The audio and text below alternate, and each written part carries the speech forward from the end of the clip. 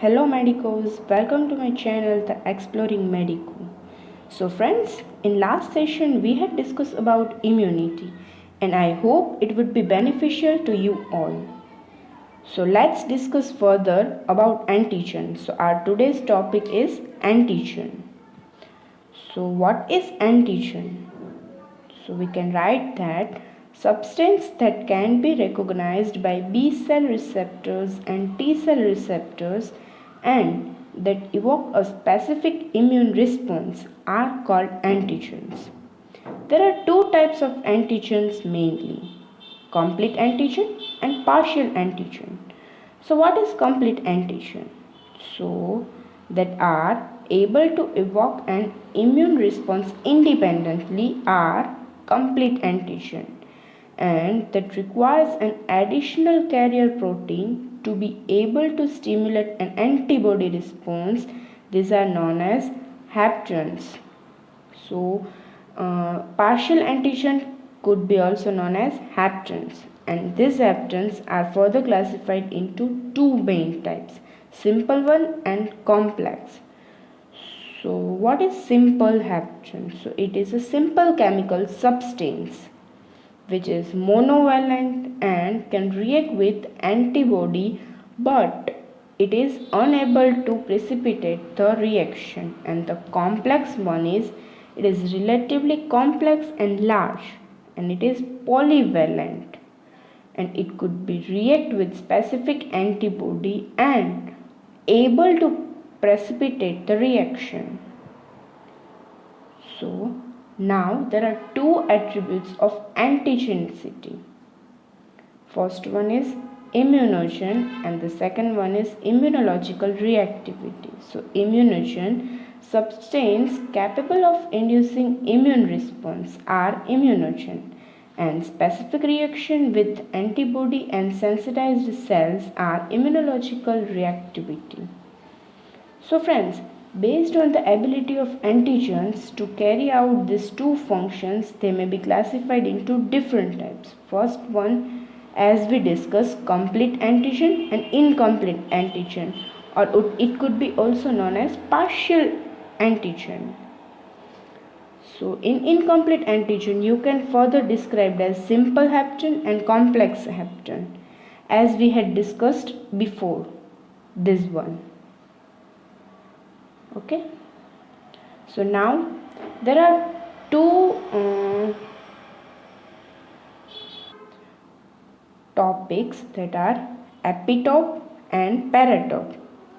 So let us discuss epitope and paratope in detail. So we can say that the smallest unit of an antigen responsible for antigenicity is known as antigenic determinant or epitope. So epitope is known as antigenic determinant. Okay, and this epitope is further classified into sequential or linear epitope and conformational epitopes. This sequential or linear epitope is a single linear segment of primary sequence and T-cell recognized sequential epitope.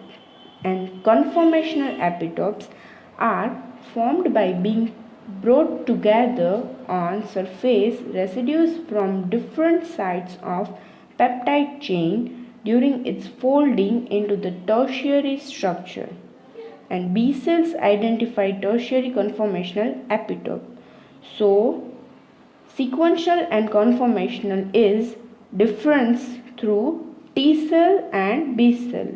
It means T cells are recognized to sequential epitope and B cells identify these conformational epitopes. Okay. Now paratope. So this is the area on the antibody molecule that corresponds to the epitope. Okay. Now let us discuss some determinants of antigenicity. So it is foreignness, size, chemical nature, susceptibility to tissue enzymes and other factors. And you can draw this diagram like firstly determinants, then there are two types, linear one and conformational one. and you can write in detail about linear and conformational as we discussed before. Okay, now antigenic specificity. So the basis of specificity of an antigen is its stereochemistry and spatial configuration. There are types of specificity. So there are 5 types: species specificity, isospecificity, autospecificity, organ specificity, and heterogenic specificity. So you can also write in details about these 5 terms, but this is sufficient for specificity. Now there are biological classes of antigens. There are mainly 3 types: T cell dependent antigen, T cell independent antigen, and super antigen. So let us discuss briefly about these 3 types of antigens. So first, T cell dependent antigen. So it is structurally, this antigen are characterized by a few copies of many different antigenic determinants. The T-B interaction and cytokines provide the stimulus for B cell activation.